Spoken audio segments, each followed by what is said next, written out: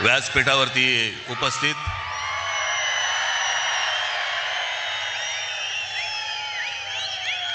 शिवसेना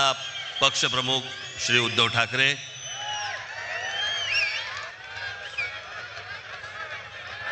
माझे मित्र आणि शिवसेनेचे नेते श्री संजय राऊत,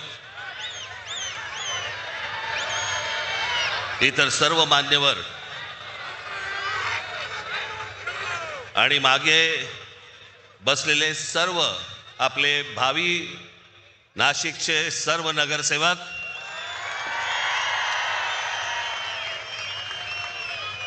आणि माझ्या जमलेल्या सर्व तमाम मराठी बांधवांनो, भगिनींनो आणि मातांनो,